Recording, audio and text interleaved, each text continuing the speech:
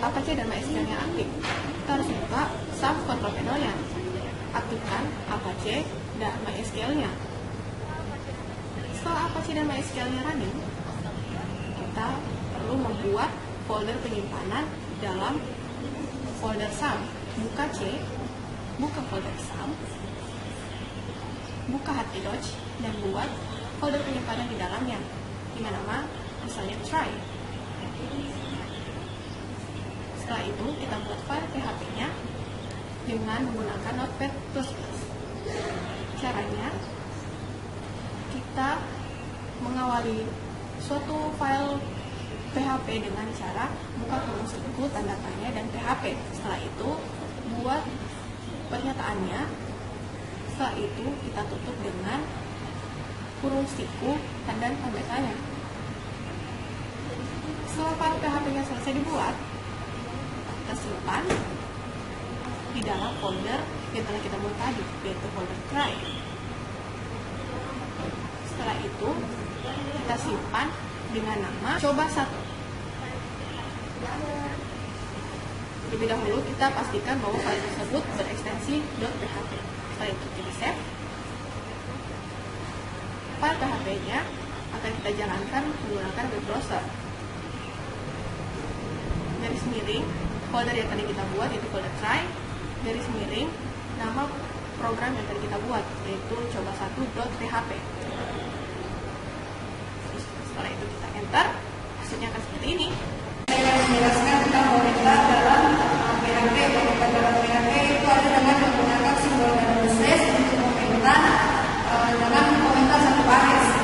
Kita lihat contohnya pada program di samping, kita dapat lihat di sini diberikan double slash dengan komentar satu baris, yaitu program dengan komentar 1.php. Terus yang kedua, baris yang kedua ada double slash dengan komentar.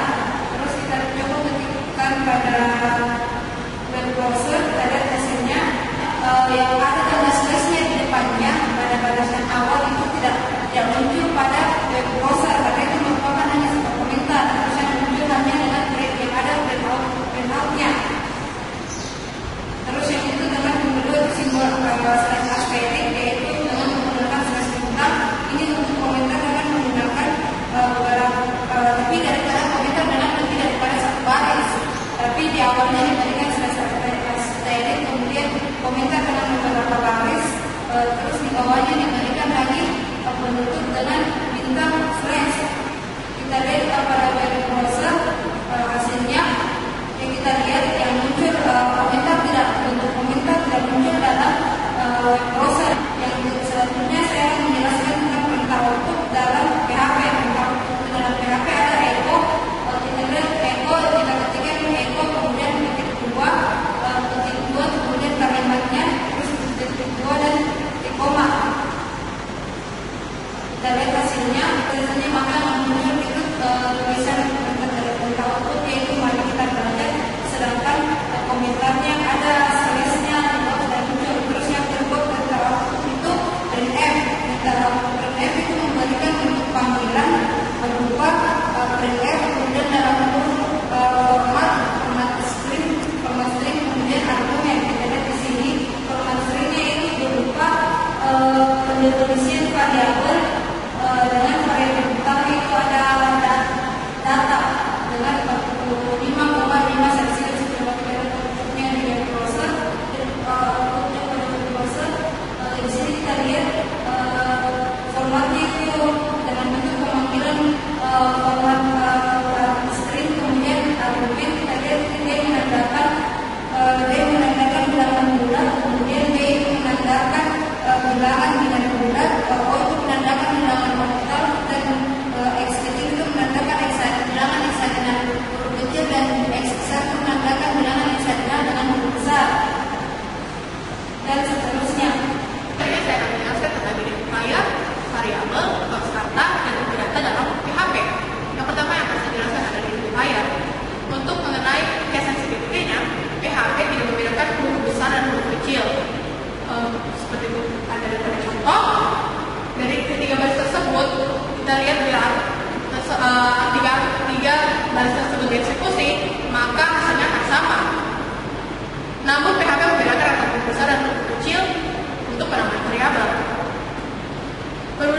perintah dalam PHP selalu diakhiri dengan titik koma pada akhir baris perintahnya. Seperti pada contoh di samping, Anda bisa lihat bahwa pada barisan perintah terdapat titik koma, kecuali pada kondisi if bahwa titik komanya berada pada sebelum huruf rawan. Karakter, spasi, dan tab dalam PHP diabaikan. Selanjutnya saya akan menjelaskan tentang variabel. Variabel di dalam PHP harus diawali dengan $sign atau tanda dolar. Karakter pertama setelah tanda dolar adalah huruf dan atau underscore. Dan karakter kedua dan selanjutnya boleh huruf, boleh angka, boleh underscore. Dan PHP membedakan variabel yang dituliskan huruf besar dan huruf kecil. Jadi saya akan menjelaskan tentang konstanta.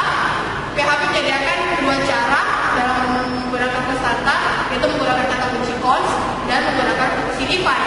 Seperti ada pada contoh, ini berikut ada informasinya dan contohnya. Selanjutnya saya akan menjelaskan tentang tipe data. Tipe data dalam PHP ada tiga, yaitu integer, floating number, dan string. Integer atau bilangan bulat, floating point number atau bilangan desimal, dan string berupa kumpulan huruf. Saya akan menjelaskan operator dalam PHP. Operator dalam PHP itu ada 4, yaitu operator matematika, operator logika, operator perbandingan, dan operator string. Yang pertama yang akan saya jelaskan adalah operator matematika. Operator matematika itu seperti operator tambah, kurang, kali, dan bagi. Seperti operator dari samping, jika dieksekusi hasilnya akan menghasilkan jumlah tambah, kurang, dan bagi, dan seterusnya. Yang kedua itu adalah operator matematika yang seperti kita pelajari dalam pelajaran logika dan pernyataan salah benar. Jika menggunakan dengan operator OR, maka benar salah hasilnya akan benar. Seperti kita lihat dari samping itu menggunakan operator OR. Selanjutnya mengenai operator string. Operator string adalah operator untuk penggabungan teks. Simbol yang digunakan adalah tanda titik.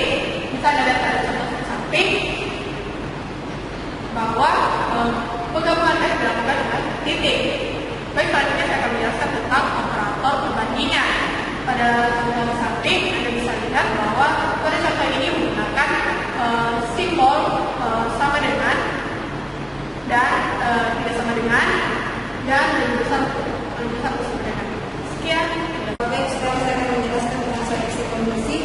Suatu mekanisme pernyataan akan dikerjakan atau tidak tergantung pada kondisi yang dirumuskan. Pertama, akan dijelaskan mengenai seleksi kondisi dengan menggunakan if. Prinsip kerja dari if itu statement di atas akan dikerjakan apabila kondisi bernilai benar, sedangkan tidak akan dikerjakan pada jika kondisi bernilai salah. Kita lihat di sini variabel A kita definisikan sebagai 9 dan syaratnya itu variabel A harus kurang dari 0.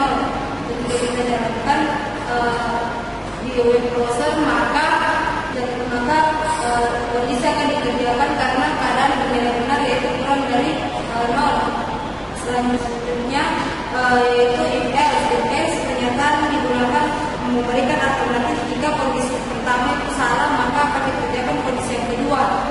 Di sini kondisi pertamanya itu variabel A lebih kecil daripada B.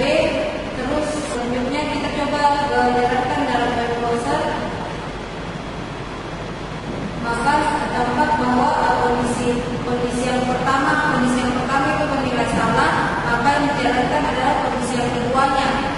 Selanjutnya yang ketiga itu adalah not unsafe, merupakan pernyataan yang memberikan alternatif pilihan kedua pada pernyataan di atas, maka pernyataan di atas untuk merumuskan banyak alternatif pilihan. Di sini ada 3 alternatif pilihan, yaitu pertama variabel A sama dengan B, yang kedua variabel A lebih besar daripada B, yang ketiga variabel A lebih kecil daripada B. Selanjutnya kita coba pada web browser, kita lihat hasilnya kondisi yang dikerjakan adalah kondisi yang ketiga, yaitu variabel A yaitu 5 lebih kecil daripada 7, dan kondisi yang pertama dan kedua itu bernilai salah. Selanjutnya yang keempat adalah Swisscase itu memberikan banyak pilihan sehingga jika dikerjakan suatu program. Selanjutnya kita coba jalankan pada program, kita lihat sekali dari 3 dikali 2 adalah 6, kombinasinya itu adalah case 6, sedangkan case 3 dan case 9, case 10 dan default itu adalah kondisi kondisi yang tidak salah sehingga tidak dikerjakan. Selanjutnya perulangan itu memproses atau mengeksekusi suatu pernyataan atau statement lebih daripada satu kali. Perulangan di sini, perulangan yang pertama itu adalah itu kondisi pernyataan akan dieksekusi ketika pernyataan itu bernilai benar dan pernyataan tidak akan dieksekusi jika pernyataan itu bernilai salah. Berbeda dengan dual itu pernyataan syarat kondisi itu berada di akhir pernyataan, jadi ketika pernyataan itu bernilai salah dia akan tetap dieksekusi tetapi hanya sekali. Kalau kita lihat pada contohnya pada program awal kita lihat di sini pernyataannya hanya dikerjakan sampai dengan dia kurang dari atau sama dengan 12 kali. Pengulangannya kan kurang dari 12 kali. Sedangkan kalau dual itu pengisiannya di bawah seperti kita lihat dia kurang atau sama dengan 10. Tetapi pernyataannya itu bernilai salah, yaitu bilangan variabelnya itu sama dengan 11. Kita lihat pada web browser dia juga mengerjakan pernyataan bilangan 11 soal dia salah, padahal yang harusnya sebenarnya dikerjakan dalam kondisi dengan bilangan kalau tidak ada 10, tapi kita punya pada web browser 11 karena kan dikerjakan satu kali walaupun salah. Selanjutnya yang ketiga ada rapor. Itu adalah perulangan dengan adanya batasan literasi, yaitu batasan literasinya itu sampai kurang daripada 11 kali. Bisa lihat perulangannya itu dia hanya sampai 10 kali, yaitu kurang dari 11 kali. Beda dengan tadi wal dengan luar, literasinya itu bisa sampai dari ketahui atau sampai bertingkat. Selanjutnya yang kita lihat di sini perulangannya akan meningkat terus sebanyak 1 kali. Selanjutnya itu yang terakhir yaitu continue itu merupakan perulangan dengan meneruskan literasi berikutnya dengan 1 kali lebih. Yaitu kita lihat di sini bilangannya akan terus meningkat.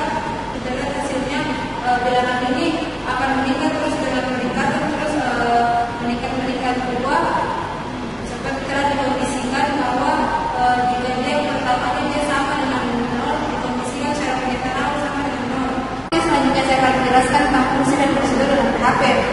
Prosedur merupakan kumpulan beberapa pernyataan yang dapat digunakan untuk kepentingan tertentu. Fungsi dan prosedur dalam PHP penggunanya yang sama. Di sini akan kita jelaskan tentang fungsi dalam PHP. Di sini kita lihat pada pernyataan di awal yaitu merupakan function, merupakan pendefinisian atau pendeklarasian dari fungsi itu sendiri. Kemudian di bawah komentar pemanggilan fungsi di bawah persentar program inilah yang akan dieksekusi dalam web browser. Jadi ketika dipanggil rumusnya itu dipanggil pada function yang di atas. Jadi hasilnya yang akan dieksekusi pada pemanggilan fungsi yang di bawahnya. Baik, selanjutnya saya akan menjelaskan tentang array, mengetik, dan PHP. Fungsi untuk membuat array adalah sebagai berikut. Di sini Anda lihat bahwa penulisannya adalah array, kurung, koma.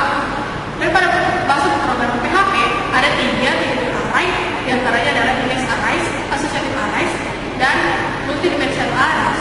Index arrays adalah sebuah array yang memiliki indeks berupa angka. Anda bisa lihat pada contoh di sini bahwa indeks pemanggilannya berupa angka, dan secara otomatis indeks pemanggilannya dimulai dari 0, 1, 2, dan seterusnya. Selanjutnya saya akan menjelaskan tentang associative arrays. Associative arrays adalah sebuah array yang memiliki indeks berupa key atau huruf. Anda bisa lihat pada contoh di sini. Ya, selanjutnya saya akan menjelaskan tentang multidimensional arrays. Multidimensional arrays adalah sebuah array yang memiliki satu atau lebih array di dalamnya. Dan Anda lihat pada contoh di samping bahwa